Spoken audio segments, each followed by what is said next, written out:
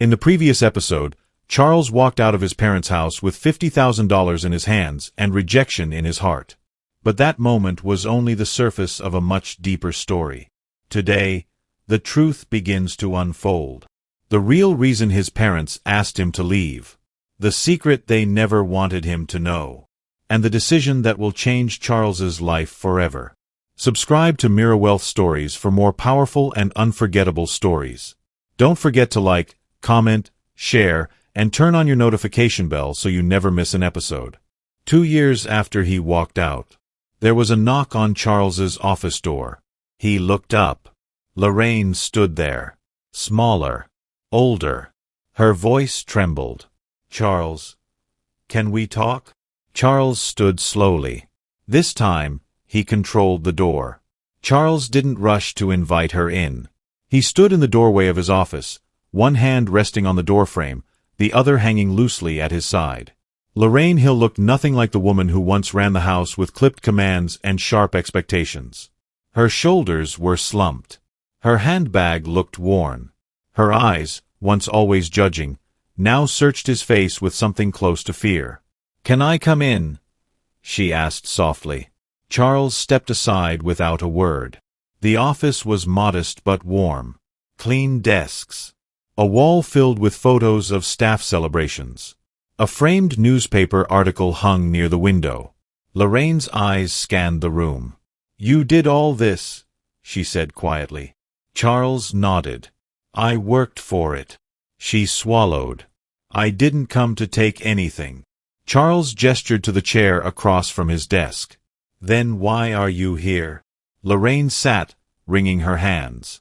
"Your father lost his job." Charles felt something twist, but he kept his voice steady. "I'm sorry to hear that." She nodded quickly.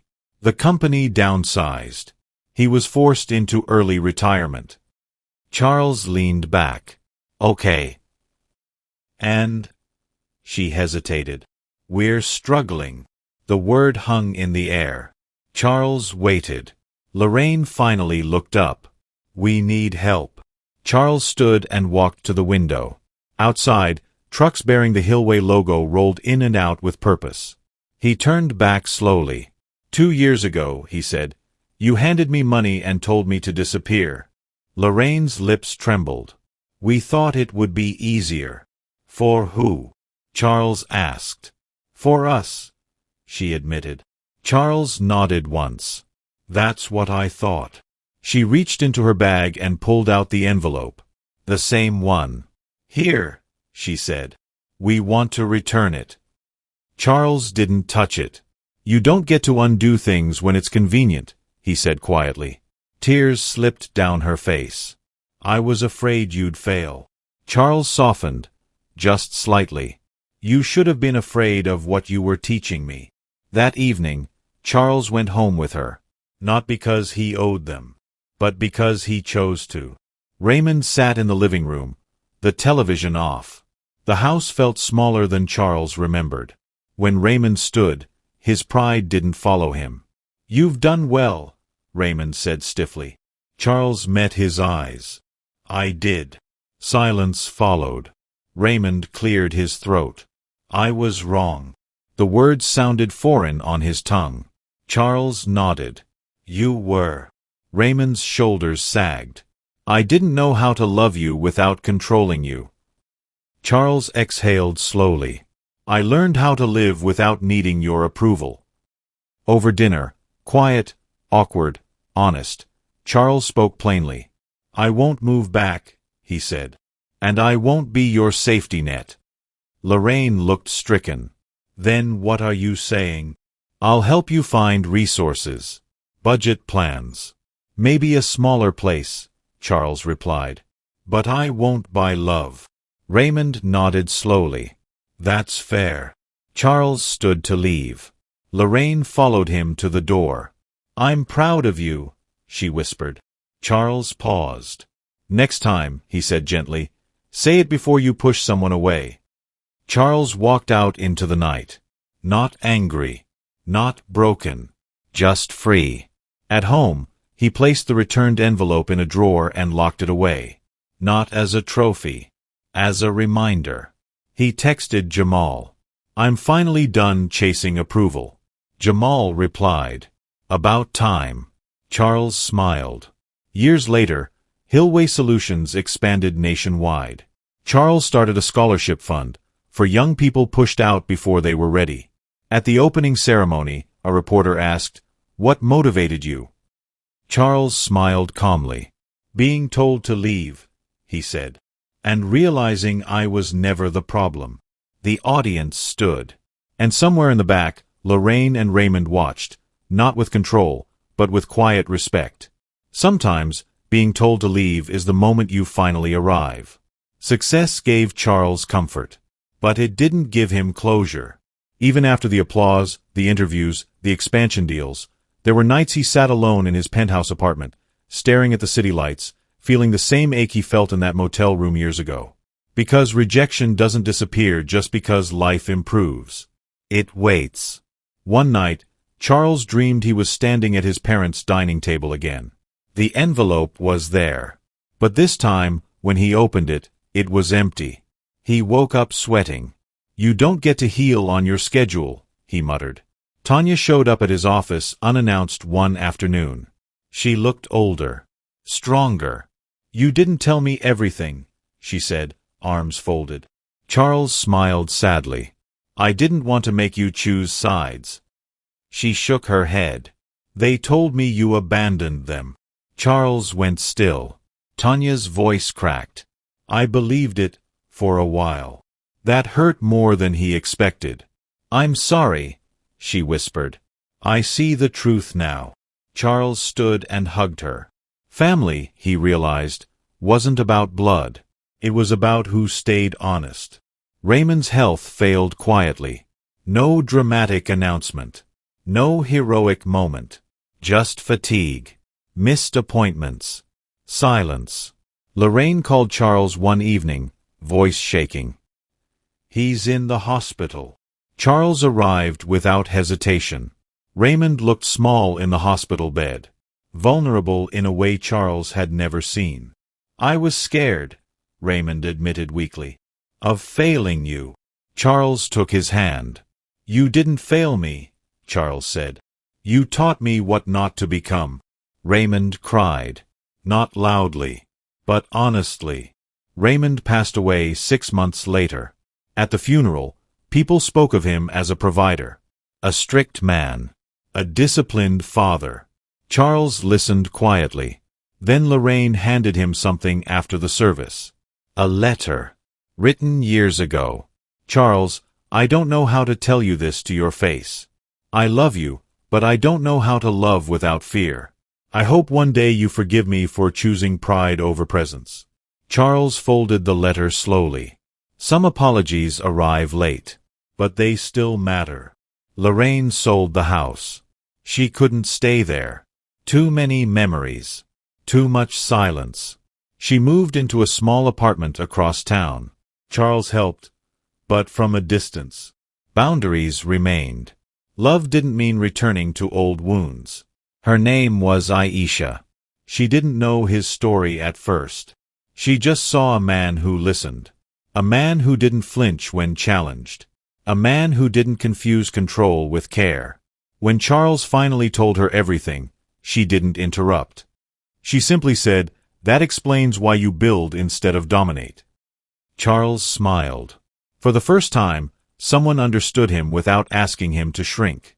The Hillway Independence Grant launched quietly. No cameras. Just young people, kicked out, overlooked, discarded, standing in a room Charles once wished existed. He told them one thing. Being rejected doesn't mean you're replaceable. It means you were never meant to belong somewhere that demanded your silence. They cried. So did he. Years later, Charles stood in front of a new house. Not large, not flashy, but peaceful. He held the keys. Not because someone allowed him to stay, but because he chose where he belonged. Aisha squeezed his hand. "You okay?" she asked. Charles nodded. "I finally am." They thought money could erase him. They thought distance would make him disappear.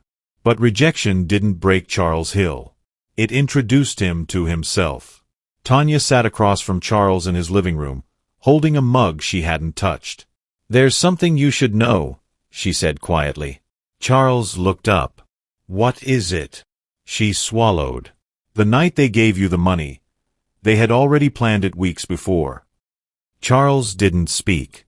"They thought you were a liability," Tanya continued. "Dad said you asked too many questions. That you didn't just obey." Charles leaned back slowly, the words settling deep. "So it wasn't anger," he said. "It was strategy." Tanya nodded, eyes wet.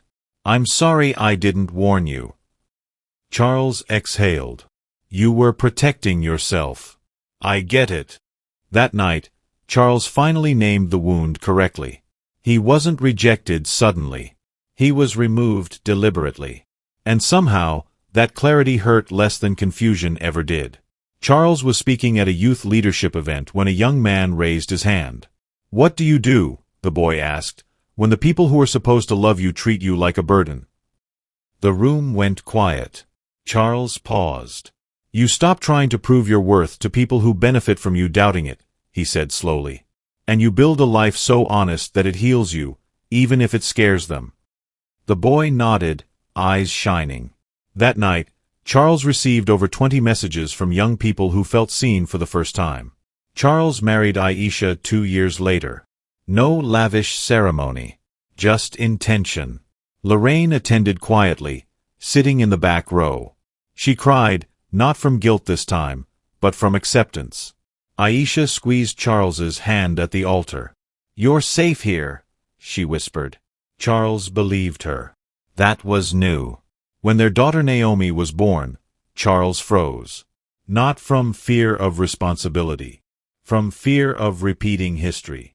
One night, holding her as she slept, he whispered, "You will never have to earn love." Aisha watched him, tears streaming. "You already broke the cycle," she said. Charles kissed Naomi's forehead. He meant every word. Years later, Charles drove past his childhood house. Someone else lived there now. The curtains were different. The paint was new. But the energy still felt heavy. He didn't stop. He didn't need to. Some doors only exist to teach you how to leave. Lorraine fell ill quietly. When Charles visited her, she held his hand tightly. "I loved you," she whispered. "I just loved control more." Charles nodded gently. "I know." "Did I ruin you?" she asked. He shook his head. "You challenged me. I chose healing." Lorraine smiled faintly. "That's my son." She passed a week later. Charles mourned her, not for who she was, but for who she couldn't be. At Lorraine's memorial, Tanya stood beside Charles. "You became everything they couldn't control," she said. Charles replied, "and everything they never imagined." Charles wrote a letter to his daughter and sealed it. "If anyone ever offers you money to disappear, walk away with your dignity instead. Love that costs your voice is never love." He placed it in a safe. Not out of fear, but wisdom. Hillway Solutions partnered with schools, shelters, and re-entry programs. Charles refused interviews that centered pain. "I don't monetize trauma," he told them. "I transform it." His company became proof that rejection doesn't disqualify you, it redirects you. Years later, Charles stood in his backyard, watching Naomi laugh. Aisha leaned against him. "Do you ever think about that day?" she asked. Charles nodded. "Every now and then." "Does it still hurt?" He shook his head slowly. "No," he said. "It explains everything." They thought $50,000 would erase their son. Instead, it funded the man they could never control. And Charles Hill didn't just leave the house. He left the cycle. This is where our story comes to an end. If you enjoyed it, your support means everything to us. Please subscribe to Mira Wealth Stories for more emotional and inspiring stories. And don't forget to like, comment, share, and turn on the notification bell so you won't miss any of our upcoming stories.